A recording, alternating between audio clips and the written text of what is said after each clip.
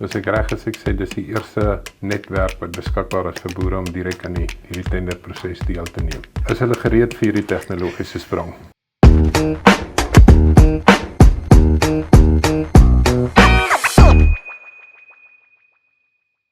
Goeiedag, ek is Hugo Logner.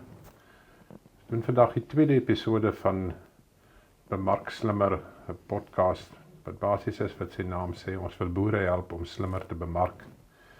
En ons doen dit omdat ons glo die volgende stap om meer wins in die boerdery te maak, lê in die bemarkingskant, nie soseer aan die produksiekant met dit wat die boer op die land doen nie.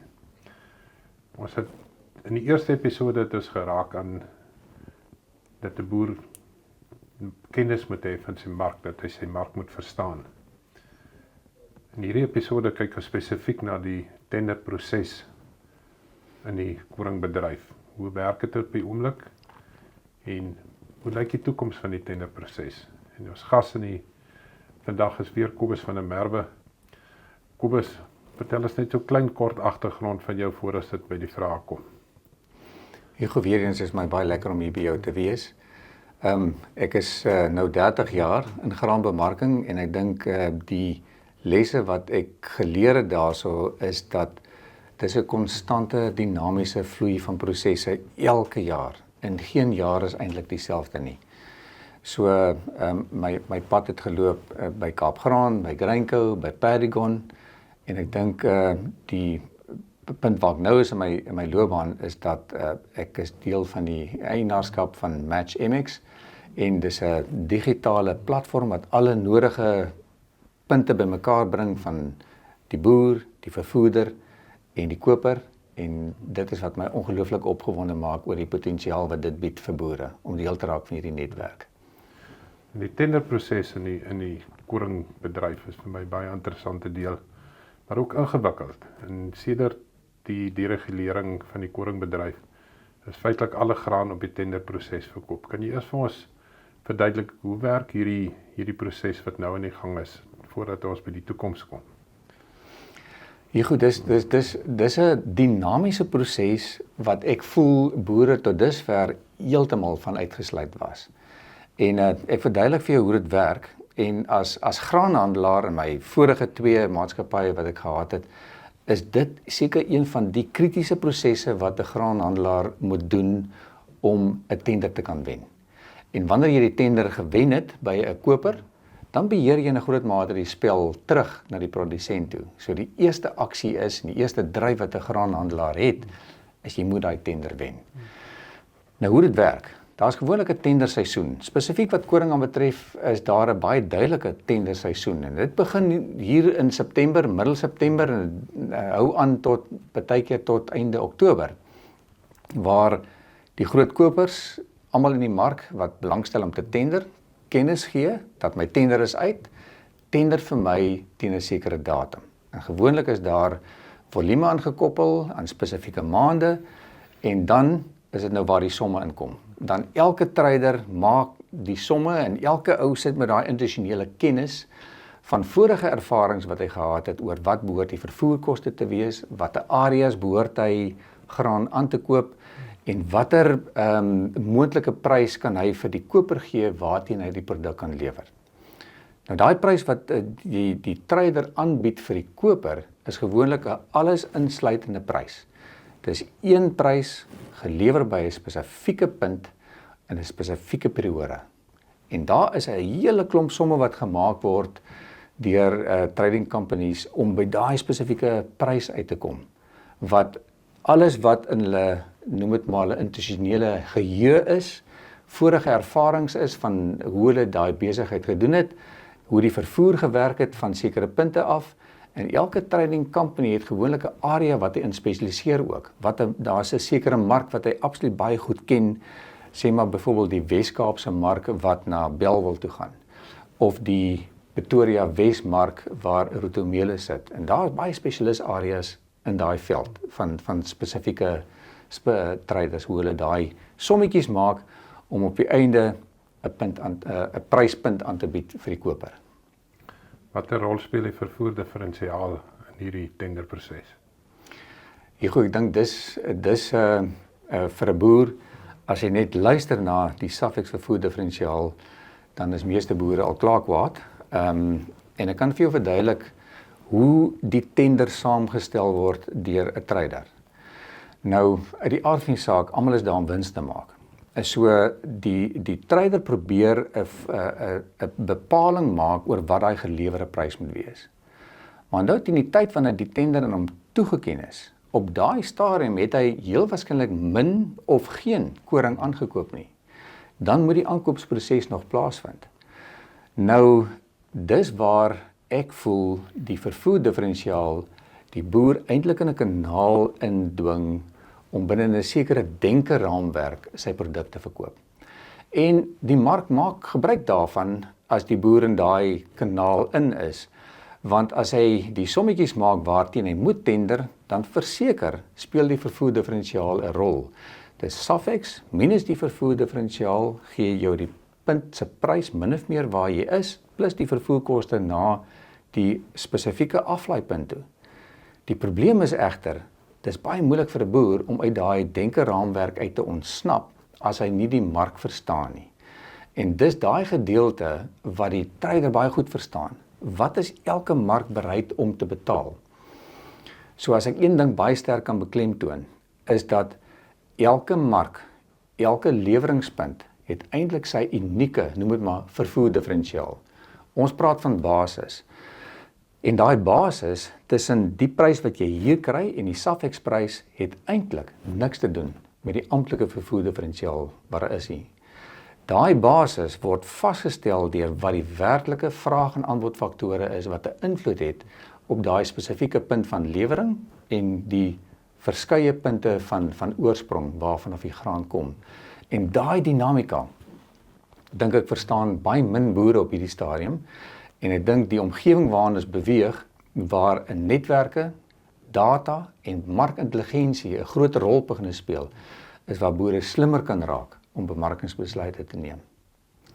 Dit is eintlik kommerwekkend dat jy sê min boere verstaan regtig hoe hierdie dinamika werk. Kan jy meer daarop uitbrei vir ons of? Hugo, ek dink die eenvoudige rede hoekom boere baie min daarvan weet, is dat die spel wat tans gespeel was, die bemarkingsveld, was hulle nog nie deel daarvan nie. So in ons vorige episode het ons genoem dat boere prysnemers is, né? En die eienskap van 'n prysnemer is dat jy is 'n slagoffer van al die oneffektiwiteite van wat tussen jou en die finale verwerkingspunt gebeur. So of jy nou deel is daarvan of nie deel is daarvan nie. Die dubbele laag byvoorbeeld van wat partykeer voorkom is, een trader het die tender gewen, maar hy het nie die kontak met die boer nie, hy moet via 'n ander boer die produk via 'n ander tender, 'n ander trader moet sy tender vul by die boer. So daar's partykeer meer as een laag voordat die party wat die tender gewen het by die boer uitkom. So daar's onvolmaakte inligting in hierdie omgewing wat kostes oplaai. En daar's net een party wat daarvoor betaal, dit is die boer. So alle oneffektiwiteite op die ou ende word van die boer se prys verhaal. So of dit nou vervoer oneffektiwiteite is of kommunikasie oneffektiwiteite waar jy meer as een party het om te kommunikeer voor hy by jou uitkom as boer, jy betaal daarvoor. En tot dusver kon boere nie deelgeneem het aan daai proses nie. Ek dink dit was fisies onmoontlik vir 200 of 300 boere om gelyk deel te neem in 'n tender wat eintlik afgehandel word in 'n relatiewe kort periode. Maar ek dink die omgewing is besig om te verander. En ek het die voorbeeld genoem in ons vorige gesprek van Airbnb, waar jy alle behoeftes op een platform bymekaar kry en in een oomblik die mark krimp tot 0 toe, waar almal se behoeftes op een slag bevredig word. En ek dink die omgewing tans is ongelooflik aanloklik vir boere om deel te raak van daai spel. As ek nou na jou luister, dat klink dit of daar 'n klomp beperkings in die huidige scenario is wat 'n boer glad nie betrokke by is nie, wat sekerlik beperk ek sou op met plaas. Maar dit in die agtergrond, wat is die oplossing? Wat kan boere dan nou doen om hierdie situasie te verander? Een van die oplossings is 'n netwerk. 'n netwerk wat alle behoeftes op een slag bymekaar bring. En die doel van MX se netwerk is om daai omgewing te reduseer na 0 toe. Met ander woorde, daai behoefte van 'n boer om te verkoop. Kan jy net weer die MX netwerk verduidelik? Seker, Hugo, dis 'n goeie vraag en dit doen dit graag. Dis 'n digitale netwerk. So wanneer jy inskakel op die netwerk, raak jy deel van 'n netwerk waar jou behoefte deel raak van 'n ander ou se behoefte se oplossing. En wanneer daai behoeftes op een plek is, byvoorbeeld 'n boer se behoefte om iets te verkoop, die koper se behoefte om iets te koop om te maal, die transporter se behoefte om dit te vervoer, maar ook die finansierder se behoefte om daai ketting te finansier. Wanneer daai behoeftes op een platform met mekaar gedeel word, dan vind daar ongelooflike dinamiese interaksies plaas op hierdie netwerk, dat jy die behoeftes belyn en dat jy die beste koper by die beste verkoper pas. So ons sê volmaakte optimering in hierdie netwerk op 'n spesifieke punt, moet die boer die bes moontlike prys kry, wat hy moontlik in die markplek kan kry. Die koper moet die mees laagste moontlike prys kan kry, wat hy op daai stadium kan kry, want dis optimale optimering tussen al hierdie verskillende punte. En vervoer in hierdie scenario speel natuurlik 'n uiters belangrike rol, want dis 'n dinamiese vervoerproses oor Suid-Afrika. Tussen die ligging waar koring geproduseer word, maar die verskeidenheid van punte waar dit verwerk word in Suid-Afrika.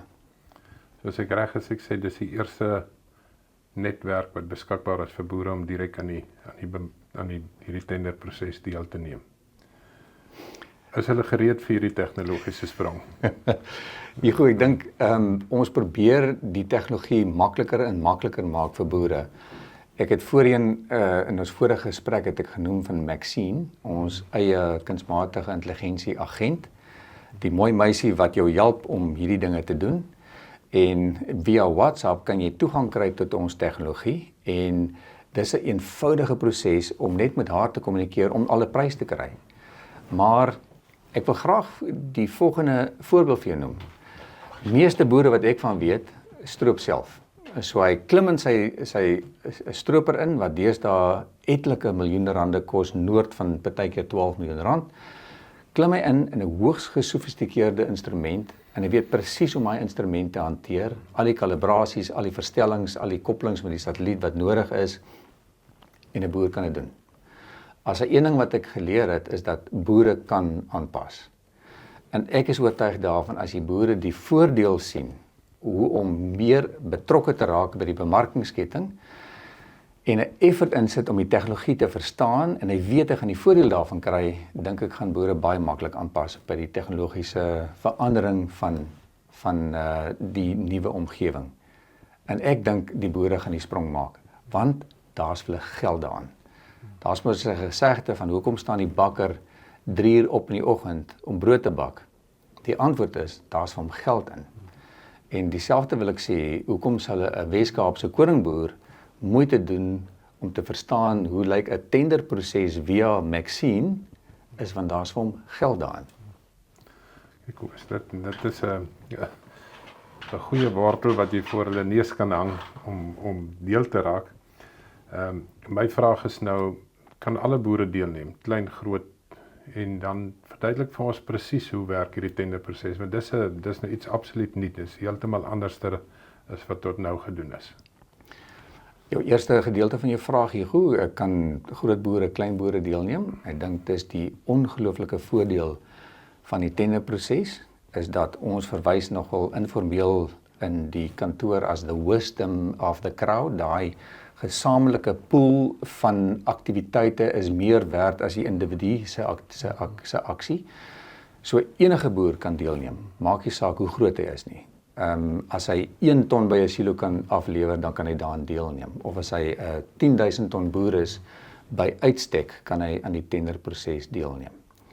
Net voor jy verder gaan, Yes. as ek nou uit 'n koper oogpunt kyk, as hy 10.000 aan tender of 10.000 ton tender uitsit, sal hy omgee hoe groot die hoeveelhede is wat hy kry, of sal hy verkies dat hy by een aankoper van graan die volle tender kry? Wat is jou gevoel daaroor? Ja goed, die kopers se behoeftes is baie na dieselfde as 'n boer se. 'n Koper soek stabiliteit en sekuriteit in sy voorsiening en dis primêr hoekom hy tenders uitsit om daai stabiliteit en sekuriteit van voorsiening te kry. Uit die aard van die saak speel kwaliteit 'n rol in die proses en die prys speel 'n rol. So die rede hoekom 'n koper 'n tender uitsit is om daai stabiliteit te kry. Daai stabiliteit kan 'n mens deurtrek na die boer toe, dat as hy die verskillende markte begin verstaan, weet hy watter tender wil hy ten alle koste kry en watter tender is dalk vir hom nie so belangrik nie. So ons eerste episode het baie kennis klem gelê op daai bemarkingsintelligensie, daai bemarkingskennis, daai data wat jy moet versamel. Ek dink die tenderproses wat ons begin, waar boere direk self kan tender, gaan die beginpunt wees wat 'n boer data gaan begin versamel. So ek dink as ek 'n droom kan deel met jou wat ek graag wil hê boere moet van kennis neem en hoekom hy moet aan die tenderproses deelneem. In die toekoms moet boere rondom 'n braaivleisvuur moet nie praat oor wat was die koringprys gewees hierdie jaar nie. Hulle moet onder mekaar spekuleer oor wat was die prys gewees vir die tender wat hy gewen het vir Roetomeele in Pretoria Wes versus byvoorbeeld die tender wat iemand anders gewen het vir Premier Soutrivier of dalk die Itaú Milling tender in Bloemfontein en hoe die dinamika gewerk het om daai tenders te gekry het en wat is die elemente van daai kosteketting tot by daai spesifieke leweringspunt. So ek dink die beginpunt van boere om presisie bemarking te doen so wat hy presisie plan doen, is om elkeen van daai markte te verstaan. En vir jaar gaan die eerste keer wees wat ons dit gaan doen. En ek aanvaar dat die eerste keer wat boere gaan tender op sy selfoon via Maxine op WhatsApp, gaan dit so 'n bietjie van 'n scary thought wees om dit te doen, maar ek is oortuig daarvan soos wat 'n boer geleer het om sy hoogs gesofistikeerde instrumente soos byvoorbeeld sy stroper en sy planter wat hy kalibreer met satelliete, hoe hy dit gaan bemeester het, is ek seker daarvan kan 'n boer ook via Maxine sy tender ook hierdie jaar insit. Kobus, nou die vraag is, hoe gaan dit werk? Dit is nou belangrik, die opberging, die vervoer, die risiko, wie gaan die risiko dra? Kan jy ons deur alles dit vat, want ek dink die boere sal dit graag wil weet. Absoluut. En ek dink dit is bitter belangrik dat ek vir jou daai verduideliking baie goed gee, Hugo. So wanneer die tenderseisoen daar is, ons gaan natuurlik voor die tyd gaan ons oefening doen, ons gaan kleiner groepe boere kry, ons gaan vergaderings hou deur die area hierso in Augustus maand wat ons boere die geleentheid gee om direk saam met ons te oefen en die tegnologie deeglik te toets ook. Ons tegnologie is in 'n finale fase van ontwikkeling, maar ons gaan deeglik dit toets. Nou, hoe dit fisies gaan werk. En daar's 'n 2-stap proses wat ek graag wil beklemtoon. Jy gaan op Maxine ingaan, jy gaan registreer as boer, ons gaan jou verifieer as boer en jy gaan jou eerste jy gaan jou menu kry op Maxine watter tenders beskikbaar is en jy gaan kies vir watter tender jy dalk wil gaan. Ek sal aanbeveel gaan vir soveel as moontlik, behalwe bly net in die beperking van jou produksiekapasiteit, maar probeer jaar 1 soveel as moontlik data en inligting versamel van die verskillende tenders. So stap 1 is, jy sê net vir Maxine, hoeveel volume wil jy lewer teen watter prys vir 'n spesifieke tender. Ons noem dit 'n soft tender. Net gou duidelik daar kom. Die tenders gaan julle op Maxine gee. Die boere sal dit daar kan sien. Hulle gaan dit op 'n ander plek moet gaan soek nie. Op Maxine. As jy met Maxine kommunikeer en jy gaan net die woord tenders insit by Maxine, gaan sy dadelik vir jou met jou begin kommunikeer en sy gaan dit vir jou eintlik baie maklik maak om by daai spesifieke tender uit te kom wat jy graag op wil tender. So alhoewel dit vreemd klink en verskriklik moeilik klink, die oomblik as jy met Maxine begin kommunikeer, gaan sy vir jou baie mooi lei eintlik stap vir stap om by daai punt uit te kom wat jy moet tender en wat jy moet maak volgende om die nodige inligting vir ons te verskaf. So as ek daai eerste stap is die gedeelte wat jy regtig nie eers voor bang te wees nie, maar jy commit jouself nog nie daar nie. Ons noem dit 'n bietjie van 'n soft tender, wat jy sê, right, ek wil graag hierso tender, ek wil 'n 1000 ton tender, en dis my basis wat ek voor tender vir hierdie 1000 ton. Wat ons algoritme dan doen, hy versamel al daai inligting, want die tender is mos nou vir 'n sekere periode oop, en elke boer wat tender se inligting kom in, en wat die algoritme doen, hy verwerk dit in 'n geweegde gemiddelde per leweringspunt, of waar jy op jou plaas is. Byvoorbeeld, as jy tender vir Premier Soutrivier van Caledon af, en daar is 20 boere wat tender, wat ons nie wil hê nie, is dat die boer wat die laagste tender, eintlik die boer wat die hoogste tender gaan subsidieer. So wat die algoritme doen, hy kry 'n geweegde gemiddelde vir elke spesifieke punt, ligging spesifiek, na daai leweringspunt toe waarvoor jy tender. Dan kom jy stap 2 in. Dan gee Maxine vir jou 'n prys terug, wat die geweegde gemiddelde is, van al die boere wat in die omgewing getender het. Al wat jy dan hoef te doen, is om te besluit, wat is die volume wat jy vir daai prys commit? So jy verander dan jou prys. Jy gaan nie dan, as jy hoor getender het, aanvaar jy dan die gemiddelde prys. Ons kry dan die geweegde gemiddelde van daai area, daai prys raak dan vas, en dis nou waar dinge bietjie meer ernstig raak, nê? Want dan sê jy vir jou, hier's die geweegde gemiddelde prys van jou area, wat almal getender het van jou area, ligging spesifiek vir jou, vervoerkoste natuurlik in gedagte hou, en ek gaan nou kom by hoe die vervoer werk ook, want dit is 'n baie dinamiese proses hoe die vervoer werk, maar daai prys wat ons dan vir jou teruggee, is die geweegde gemiddelde prys wat jy voor tender vir daai spesifieke leweringspunt. En al wat jy dan hoef te doen, jy moet net sê, vir daai prys is ek bereid om X volume voor te commit, wat jy dan finaal dan submit op Maxine, en dan is daar wat ons noem 'n lock-out periode, wat as die tender indien by die koper, en wat die koper dan na ons toe terugkom en sê, jy het dit gekry, of jy het nie gekry nie. En die groot voordeel, al kry jy nie die tender nie, dan weet jy minstens een ding, wat is die prysvlak, wat jy teen ingesit het, en jy teen verloor het. Dat jy dit kan fine-tune dalk met 'n volgende keer, of met 'n volgende ligging ook. Maar konstant gaan jy data versamel, en ons natuurlik stoor al die data, so wanneer jy dit weer wil terug hê volgende jaar, van wat was die verskillende tenders wat uit was, wat is die basisse wat suksesvol was, of nie suksesvol was nie, daai inligting gaan jy hê, om elke jaar vir jouself te kan leer om slimmer te bemark. Kyk nou wat van die opberging en die vervoer. Hugo, ek dink, kom ek begin by die vervoer, want ek dink dis waar ons vervoerkontrakteurs dinamies gaan intrek in die tenderproses. Nou in ons wêreld van vervoerders se kant af, die oomblik as daar 'n ligging is wat iets verbruik, wat 'n tender uitsit, ontstaan daar letterlik 'n rooi dot op 'n kaart wat 'n vervoerder kan sien. En soos wat boere tender, ontstaan daar blou dots op die kaart waarvanaf die tender moontlik suksesvol gaan wees. Ons verwys na oorsprongpunte en destinasiepunte. Soos wat boere tender, ontstaan daai oorsprongpunte, en dan vervoerders sien dit, en hulle is ook lewendig ingeskakel op ons platform, en dis waar ons al die dinge bymekaar begin kry. Soos wat die boere begin tender, kan hulle kwotasies insit vir vervoer van daai spesifieke oorsprongpunt na daai spesifieke destinasiepunt. So dis hier waar ek in voorheen gesê het, ons die mark krimp na 0 toe, waar alle behoeftes op een punt bymekaar kom. So dis die koper se behoefte, dis die boer se behoefte, en die vervoerder se behoefte om dit te vervoer. Alles gebeur in een oomblik, waar die optimering plaasvind tussen al die verskillende liggings tot by die spesifieke leweringspunt. So, alhoewel al hierdie dinge plaasvind, is dit nie nodig vir 'n boer om gespanne te raak dat hy nou ewe skielik moet iets gaan aflewer wat hy nie doen nie. Die geleentheid is natuurlik daarna, is 'n hele paar boere wat hulle eie vragmotors het.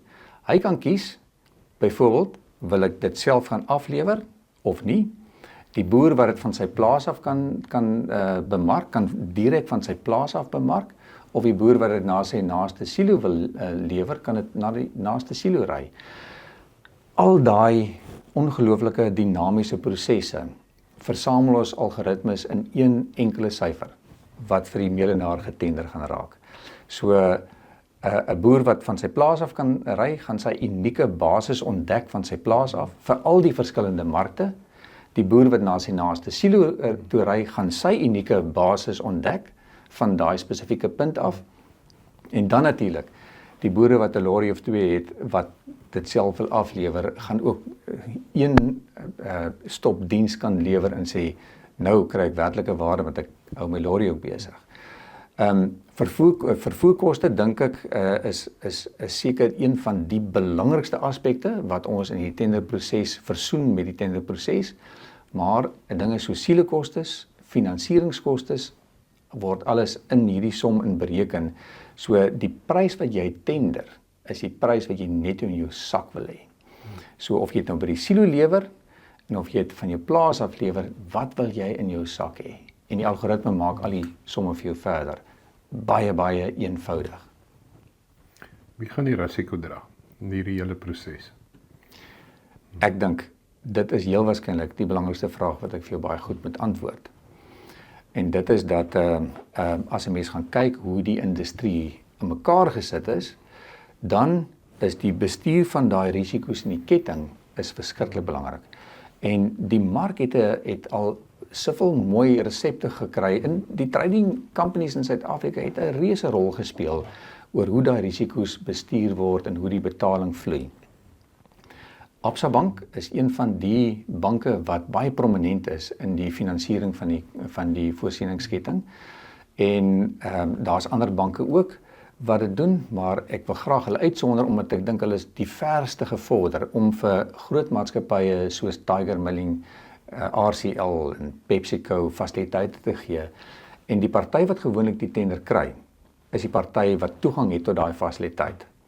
So as MX byvoorbeeld namens die boere die tender sou wen en die maatskappy wat die tender toegestaan het aan ons, wat die boere namens ons dan getender het, sal ons 'n fasiliteit hê van Absa Bank waarvolgens ons boere kan betaal en waarvolgens ons die vloei van prosesse kan finansier van die oorsprongpunt af tot by die leweringspunt.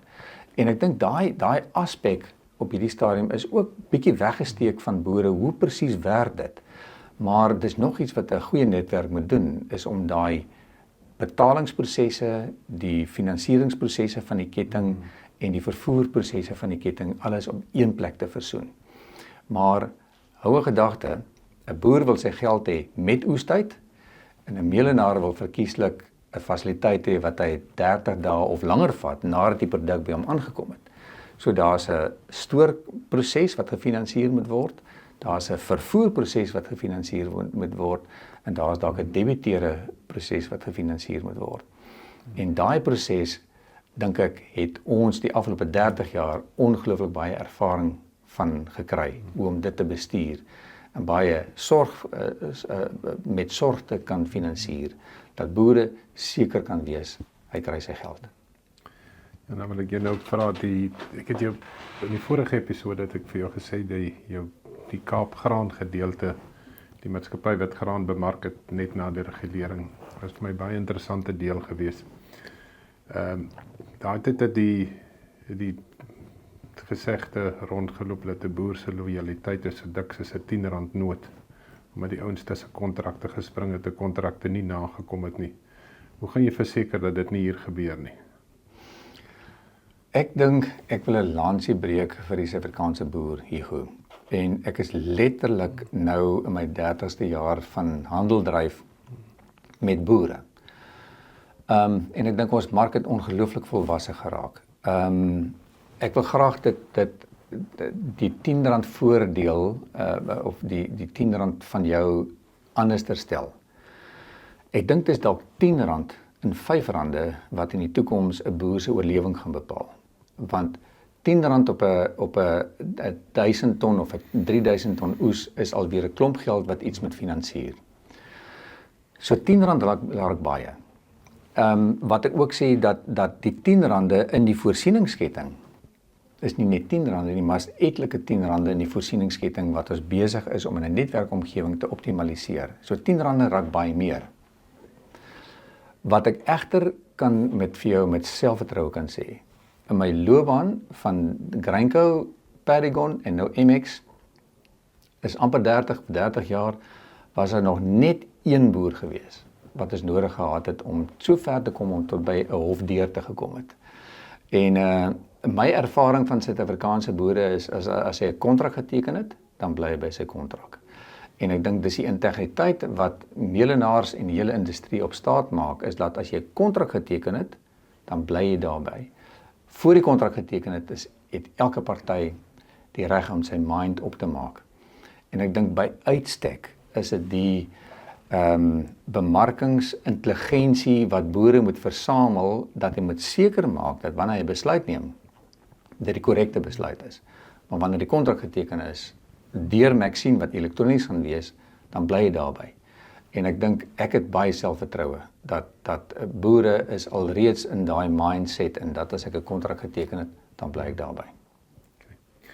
Kom ek wil jou graag die voordele vra, maar voor ek daarby kom, want ek dink die boere wil weet wat se voordele en veral hoeveel geld hou dit vir hulle in, dis tog maar die belangrikste. Hierdie nuwe tegnologie wat beskikbaar is, dis waarin julle werk. Wanneer gaan dit vir boere beskikbaar wees? Wanneer kan hulle begin om hulle tenders self te tender vir graan? Die goeie nuus is, ons tegnologie werk reeds. Maxine praat gemiddeld tussen 50 tot 100 gesprekke per dag met boere, waar sy alreeds pryse gee vir boere en 'n boer kan al via Maxine kan hulle alreeds offers plaas waar kopers hulle kan raak sien. So die tegnologie werk en ons is alreeds besig om die mark te krimp na zero toe tussen behoefte en bevrediging. Die tenderproses is wat ons noem in die beta fase waar ons dit absoluut nauwlettend toets met mense wat ons al 'n pad loop om mee te toets. So as ek 'n tydsraamwerk kan gee, teen die tweede helfte van Julie gaan ons groepe boere kry wat die tegnologie gaan toets en ons gaan begin om streeksvergaderings te hou en boere uit te nooi om dit verder vir ons te toets. In Augustus maand gaan ons dummy tenders hardloop. So jy gaan dalk via Maxine kan vra vir Maxine, is daar tenders beskikbaar en jy gaan 'n reeks van tenders kry waarop jy kan tender, maar ons gaan baie duidelik vir jou te kenne gee, hierdie is 'n toetstender vir Bokumu Mamasbury of hierdie is 'n toetstender vir Premier Milling Soutrivier, dat boere kan oefen en tender gereed kan kry, want ons kan jou slegs toelaat om te tender as jy ten volle wat ons noem in Engels enrolled is. Jy moet ingeteken wees by ons. Dus dan kan weet jy's 'n boer wat tender, want ek dink dit is vir boere. So die proses van nou af tot by September is om boere gereed te kry om te tender, ook te oefen en dan die tweede helfte van September gaan dinge ernstig raak en dan gaan die werklike tenders uitkom wat as boere die geleentheid gee om te tender. Ja. Net seker maak, jy praat nou oor die algemeen van Soutrivier en Mamasbury, maar hierdie tenders gaan vir landwyd wees. Die ou sal by enige koop of aflaaipunt sal hulle kan tender daarvan. Ek dink dis veel belangrik dat ek daai punt, baie goeie vraag hier, goed dat ek dit beklemtoon, is dat elke leweringspunt in Suid-Afrika of verwerkingspunt is 'n unieke mark wat boere moet verstaan.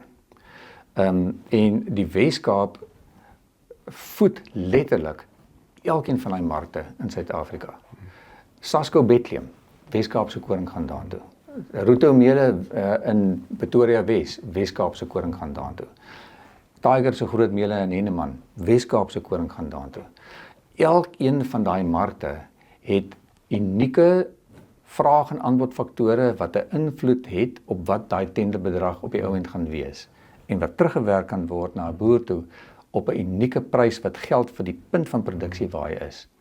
So sekere boere in sekere areas gaan die data vir hom sê dat byvoorbeeld ek moet ten alle koste gaan vir die tender van Port Elizabeth Bokumu Sasco. Want as hy verby is, my volgende vlak van tender kan ek dalk gemiddeld 10 tot 20 rand per ton minder kry as ek daarvoor gaan. So die kuns gaan wees vir boere om so vinnig as moontlik data te versamel sodat hy elke markgoed kan verstaan. So in die toekoms gaan jy nie sê wat was die koringprys gewees nie, jy gaan sê dit was my prys gewees vir Pretoria Wes of dit was my prys gewees vir PepsiCo Mamasbury. Maar hy gaan nie noodwendig meer geld maak in Malmesbury as wat hy byvoorbeeld in Pretoria sal maak nie. Nie noodwendig nie, nee. Want daar's 'n verskriklike interessante wisselwerking rondom vervoer ook. Koring in die Wes-Kaap het een ongelooflike belangrike strategiese batewaarde waarop die meeste trading companies kapitaliseer. Daar's baie min produk wat uit die Wes-Kaap uit op noorde te vloei, maar daar's baie produk wat afvloei weer van die noorde af. Voorbeeld daarvan is mielies wat na Meadow voere toe of Quantum voere of na Epel Woester toe gaan. Groot volumes wat afkom, baie min produk wat uitgaan. Steenkool wat afkom, min wat opgaan. So as 'n mens kan begin om in hierdie ekosisteem te begin saamwerk met 'n groter prentjie van die vervoer, beweging van grane en ander kommoditeite in Suid-Afrika, dink ek is daar uiters dinamiese tenderbedrae wat 'n mens kan insit, wat jy afvragte met opvragte begin kalibreer en dit begin belyn in dieselfde tydperk. Ek dink byvoorbeeld aan die maande wat jy kan tender, Januarie, Februarie byvoorbeeld. Januarie, Februarie is dooie maande vir produk wat opgaan. As 'n mens kan tender vir koring om byvoorbeeld Henneman of Bloemfontein toe te gaan, 'n produk wat weer kan afkom in dieselfde tydperk, dan dink ek, gaan jy vind dat van die markte in die noorde dalk vir jou meer geld in jou sak kan sit as markte hierso onder in die Wes-Kaap self. Ander voordele. Wat is die ander voordele wat hierdie nuwe tegnologie vir boere gaan inhou? Die belangrikste voordeel natuurlik is dat as jy die mark beter begin verstaan, gaan jy konstant beter bemark en gaan jy 'n hoër realisasie vir jou oes kry en jy gaan jou op 'n hoër vlak van winsgewendheid sit. Die beginpunt is natuurlik om daai data te versamel sodat jy by daai punt kan kom om slimmer te kan bemark. Ek dink die volgende vlak van voordele kom in is wanneer jy die mark begin verstaan en probeer kyk waar kan jy 'n rol speel in hierdie netwerk om meer geld te kan maak.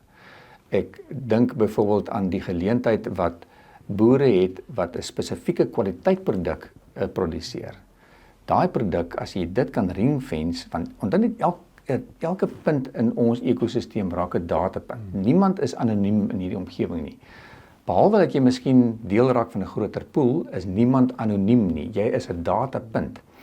Ek dink byvoorbeeld aan boere wat konstant 'n hoër kwaliteit graad produseer op sy plaas en as jy daai graad kan isoleer, dan gaan dit verseker 'n hoër premie begin verg. Later dan kan 'n mens aan tenders deelneem wat spesifieke grade nodig het.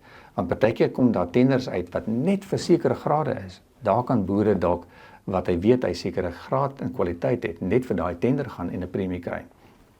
Ander boere weer wat sy eie vragmotor het, kan ekstra waarde toevoeg in die ketting om die produk self af te lewer.